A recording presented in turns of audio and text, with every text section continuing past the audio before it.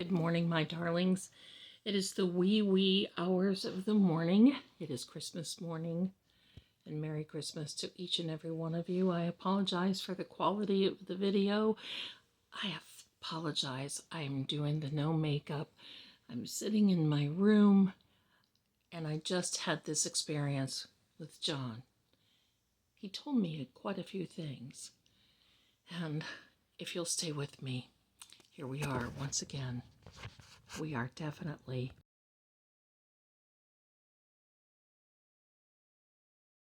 So I'm in a state of meditation earlier this evening.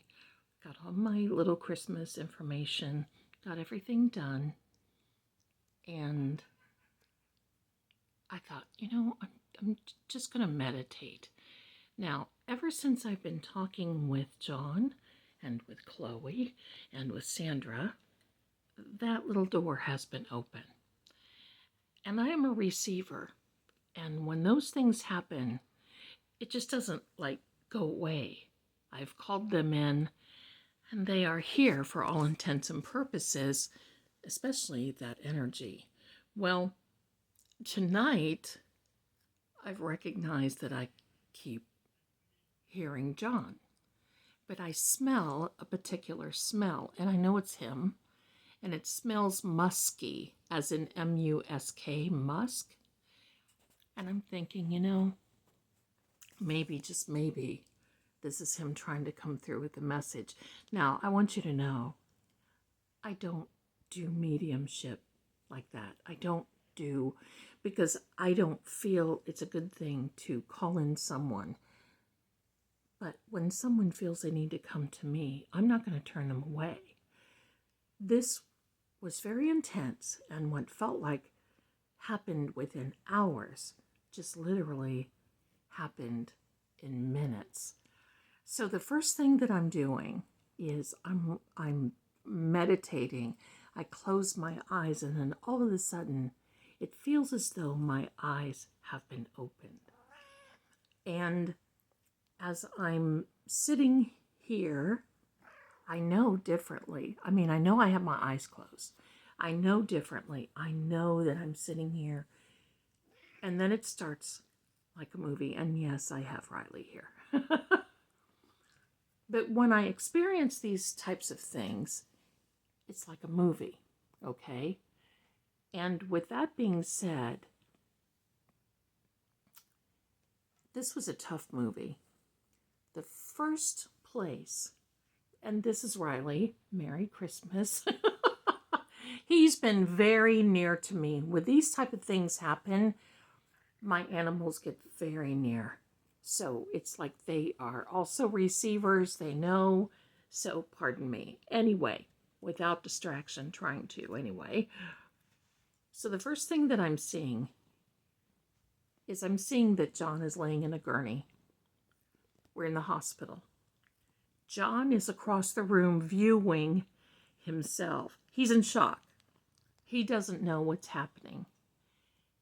And he says there's people around him. I'm watching John watch himself, if that makes sense. And the smells were just so intense.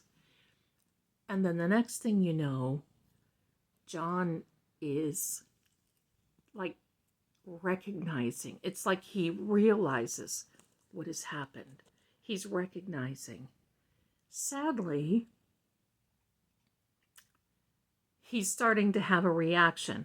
But when you're in spirit form, those type of reactions are different than here on earth. So I'm watching him. But all of a sudden, it's like he knows he's disconnected. Now, there's a particular knowing when these type of things happen. And it's a knowing of that he is disconnected, but it's a calmness. He doesn't understand. He knows that I'm there with him, but he doesn't understand why no one else is seeing him, but yet he's laying on a gurney and beat up. Now, in spiritual body, John is perfect. You can rest assured there was nothing about him that looked horrible. He was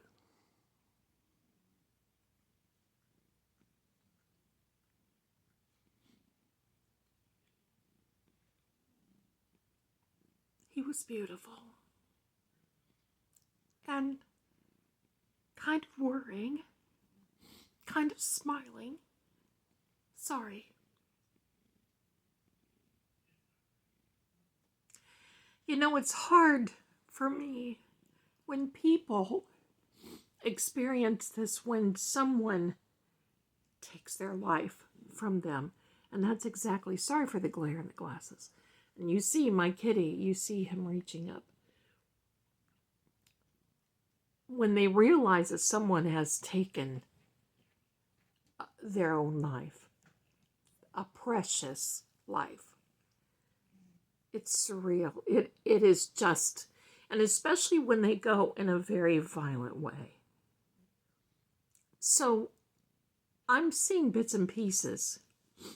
Sorry, I'm not used to this camera stuff. But I'm seeing bits and pieces. John is across the room, and he's looking at me, and he's looking down at his body. Now, I'm going to tell you something. I have seen those autopsy photos to a certain degree, because most of them, they're not published. What they're not showing you, and what he showed me, is horrific. Now, there's something very interesting that happened while we were in that hospital room. All the nurses, hospital staff, doctors, whoever they were, there were two female nurses there. And it's funny because John kept looking at their feet. I don't know why, but they had the green covers on them. You know, like you put the green, like they had scrubs, and it was like scrubs on their shoes. And he kept looking. And then 2 people walked in. And I heard radios. Now, when this is seriously, you may as well just say it's remote viewing. That's all this is. And I'm viewing this movie of John that he has allowed me to see. So I'm not hearing too much. I'm not hearing conversations. But what I did hear were radios. And there were 2 police officers that walked in. I recognized them. One, we know by name. And I'm going to say this. I'm going to stop right here and just say this. This is for entertainment purposes only, okay? There may be some shock value in this. I'm not a lawyer. I'm not law enforcement. I'm not a medical professional. I am a psychic. I am a psychic medium. I'm a tarot profiler. And I'm sharing with you what I saw. I'm not going to accuse anyone, and I'm not going to mention names. And I would appreciate it if you just speak in cryptic value, please, in the comments. So that way we can continue these things. So these 2 police officers walk in. One is hovering over John. I couldn't see him. He had his back to me. The other one was standing. John was almost standing right beside him. And he was watching. Now, John, lying on that gurney, was a mess. I'm just going to tell you. Was a lot worse. He was a mess. And it was horrible. And then one police officer leaves, the one that was standing beside John in the spirit. And the other one stood there with his back toward me. And I watched. And this police officer rubbed his hand all over John. Like he was almost patting him down. And I saw this, oops, I'm sorry. I saw this, okay, sorry about that. I had to edit for a minute because of a kitty. So he's talking to me about this explosion in his head. And he said it rattled him so much that he felt as though it was like an earthquake. Can you imagine? He said it was an immediate pain, excruciating pain, clear down his back. However, he said that it kept going. Now, he's also telling me that he heard Chloe. He said he heard Chloe when he walked into the house, and Chloe was involved. But he said as soon as all this happened, Chloe, it was like she was gone. It's like she was, can I say eliminated, maybe, sort of, kind of, allegedly, supposedly, immediately gone. He said that at some point he was hovering over himself, watching. Now he knew he was going to pass away. He knew he was, because he was disconnecting. And you see, when you know you're disconnecting, you're still tethered by what's called the silver cord to your body. He was still tethered. So he was watching this remotely, and I'm watching him watch himself, because he's trying to tell me this story. Now, what he did tell me was he heard Karen. He told me that he heard Karen in her SUV. He said there was a particular song that she would play when she needed to feel confident and loving and good. She had a favorite song in a playlist, and she was looking for that song for her to drive home. He said he immediately flashed to his home. He saw his niece and his nephew, and then he immediately was pulled back to 34 Fairview. He said there were 4 people, and he recognized all 4 voices. But the very interesting thing that he told me, and what I wanted to share with you, there was another, I'm trying to get rid of this glare. There was another person there that has not been brought up. There was another person that has not been discovered yet, that knew what was going on. He said there was another person that was flabbergasted, that was whisked away almost, that left almost immediately. This person knows what happened, and this person knows the 4 people that had this happen. He cannot judge whether it was an accident or whether it was planned or any of those things, because he's not in that mindset. But he's telling me what was going on with him. Now, he said he felt the immediate cold, but he also felt being undressed at 34 Fairview. He said he was undressed and then dressed again at 34 Fairview. My question to you, my darlings, does this make sense? It kind of does. It kind of does to me. I want you to think about that. What would they do with his clothing? Because to me, what he's giving me, there is a time gap between the time that he walked in and the time that he found it on the lawn. He told me that he was in a very damp, cold, and dark place in the house. And then he was moved. He said that he was not placed. He was dropped. He was dropped on the lawn. and he was face down. He said that he recognized all of the voices throughout the whole night. But he was trying to make sense of a lot of these things that was happening. He also told me that he was with Karen. Now, this can happen too. He said he was with her. And he was with her at his house. He was trying to reach out to her.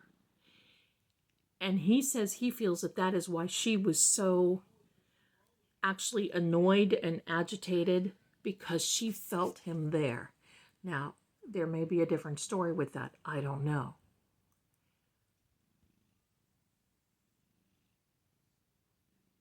He says the truth is coming out. There will be truth because there have been mistakes. And this one person, if this one person comes forward, it's over for everybody. We don't know. I don't know who that one person is. I don't know the existence. I don't know. He didn't say. He said, but this person was whisked very quickly away. Now, does the defense know? Does the feds know? I don't know. He said he heard a home phone at 34 Fairview. And I'm going to tell you this. Uncle Brian's brother allegedly, supposedly, was there at 34 Fairview in the house, is what he said.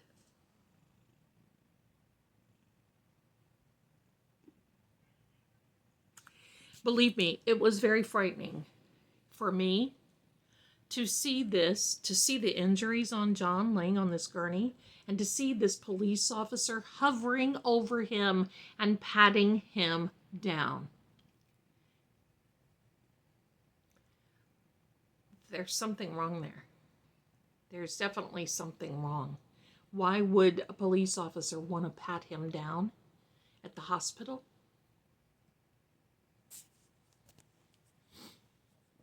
He definitely said, we all know, don't have to be psychic to tell you, he definitely said he was not hit by a vehicle. He also said there was a cleanup crew. There was a cleanup. But he also is saying this. He was also telling me that there are things with a Sandra Birchmore case, but there is another one, and it's not Enrique. John knew about it. And so did Uncle Brian. Allegedly, supposedly. So there's some things there that I just really wish I could view more on, because it happened very quickly and it felt like I was with John for a while. He kept smiling. He's smiling while we were there. But you could see when he was in the hospital in the ER on the gurney, he said he just laid there in the silence. And after this police officer left, he was alone. And he watched himself, trying to understand. And that's what happens, because he said he stood in the hallway watching his family, watching,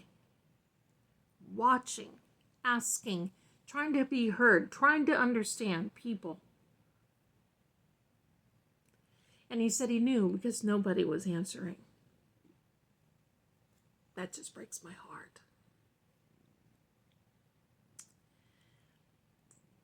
Whoever did this to him is purely evil, because I can't describe to you what those injuries looked like on John in person. Picture is one thing, person is another. His face.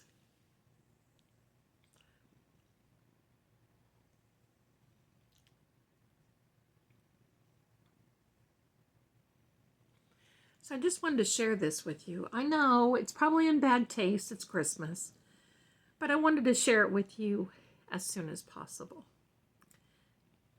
I want you to know that he's going to be telling more, and I'm not the only one he's telling things to, but there's more coming. And there are some things that he told me that I just don't even know if I should say.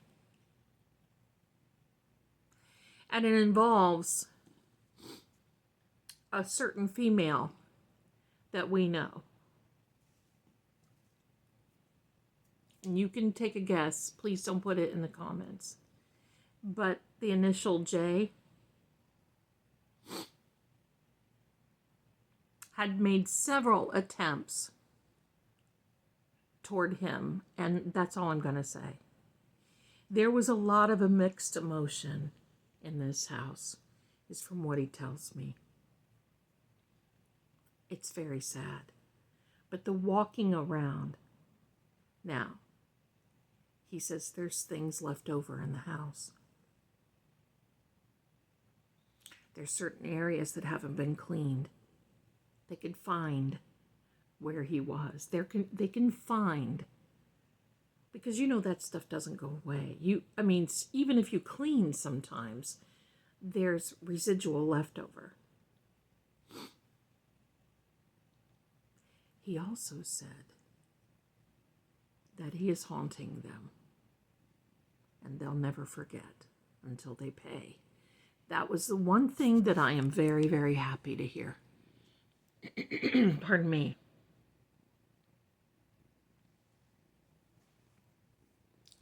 So, my darlings,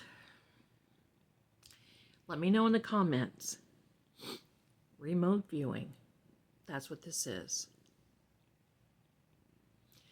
It's like you're sitting and watching a movie unfold right in front of you. You see people walk through, but that police officer gig and the person that witnessed this. He also said there's another person that witnessed outside that has not come forward. He knows this. He's seen it. He saw it. Maybe someday they will. But you see, there's a fear factor involved. And I don't blame them. I don't blame them. I don't blame them. So anyway, my darlings, I'm going to cut this. I've got some other work to do. I'm sorry, I don't mean to ruin your Christmas. You may want to watch this later. Just know I love you. Just know, hey, if something happens, I'm going to share it with you. Okay? I want to thank you for being here. I'm going to leave some links in the description. And I want to thank you for your support always. Much love to you. Have a beautiful Christmas. You know you're going to see me soon. And I'm going to let you know more that I see. Thanks for being here with me and this wee hours of the morn. I hope you're getting some rest. Pray for John. Pray for Karen. That's horrific.